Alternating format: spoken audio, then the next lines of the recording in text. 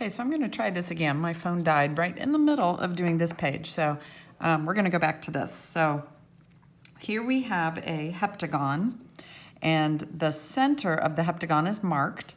It's called the circumcenter. It's the point that is equidistant from each of the vertices.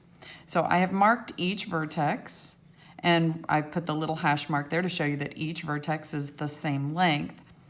And then it said, draw a circle outside the heptagon that only touches the vertices of the heptagon. And so here is the circle. You can kind of see it outside of it. This is called the circumcircle. The outside circle is called a circumcircle.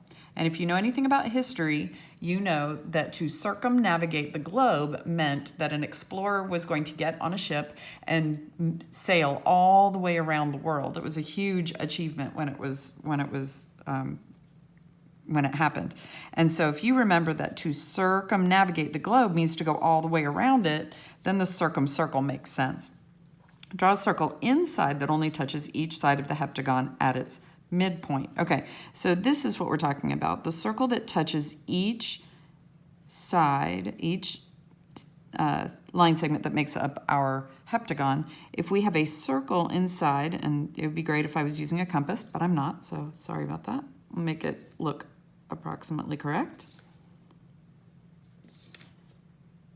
There we go.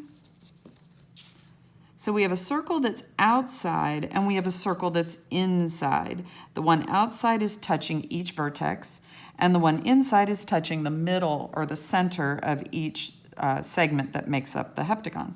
This inside circle, I love this, it's the inside circle, is called the in circle. It's pretty easy to remember. Circumnavigate, circumcircle. Inside circle, in circle. That's how you're going to remember those. All right. Draw a line from the center of the heptagon to one of its vertices. Now, I've drawn them to all of the vertices.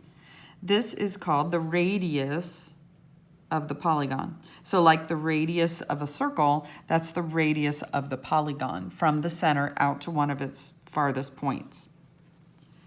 It's also the radius of the circumcircle, because remember the circumcircle was touching each of these vertices. So this center out to the circle would make it the radius of the circumcircle. Draw all the radii of the heptagon. I already have done that. It should result in 7 isosceles triangles. And so this isosceles triangle that they're talking about, let me grab this yellow over here so I can highlight this. An isosceles, I saw at least 2 sides equal. So if you can remember that, this isosceles triangle has 2 sides that are congruent right here, this circle, or this triangle, excuse me. Draw the height of each isosceles triangle is also called, okay, now that I don't have marked yet, so let's mark this. The height of a triangle is from its base, perpendicular to its base, up to the highest point. So this right here. So from here up to the center of our heptagon is called the apothem of the polygon, and it is the radius of our incircle. So it's from the center out to the circle of our incircle. Consider the irregular heptagon below. Provide one way to break up the irregular polygon above into using smaller polygons. Identify each type of smaller polygon you form. Well, we could do this in a variety of ways. I suppose we could cut off a triangle right here. And if we did that, we'd have a triangle and a 1, 2, 3, 4, 5, a heptagon.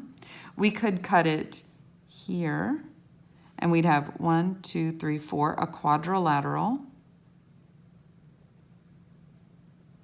And a 1, 2, 3, 4, another quadrilateral.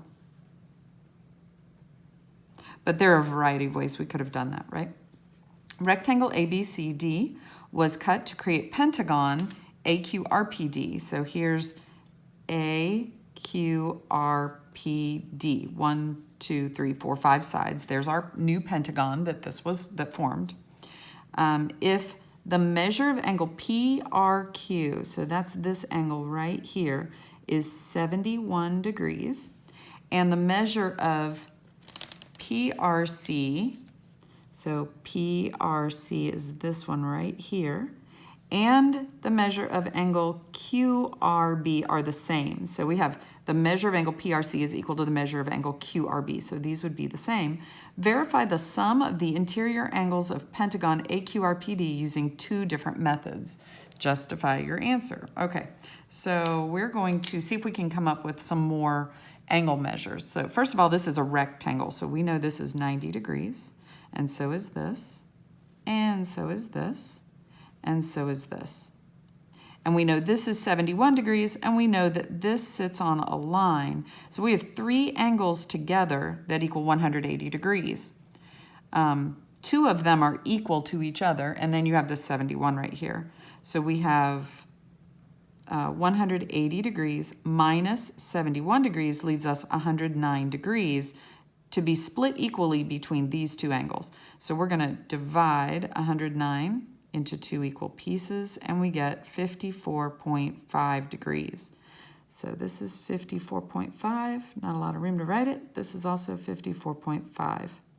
Okay, we also know that a triangle has 180 degrees for its three angles. So in this one, for example, triangle QRB, we have 90 plus 54.5 plus this unknown angle right here has to equal 180 degrees.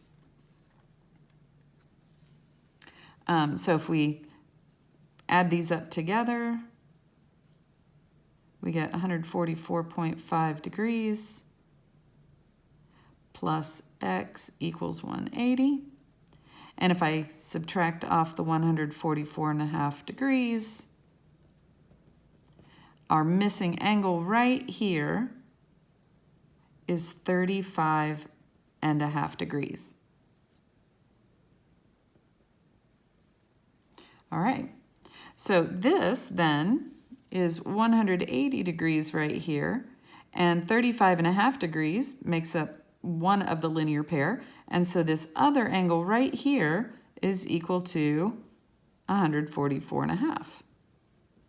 And we have exactly the same situation going on over here with this triangle, so this again is 144.5 degrees. So we could just add them all up together. It said do two. So we're going to add them all up together. We've got 90, 90, 144.5, 71, and 144.5 for our pentagon here. So let's add these.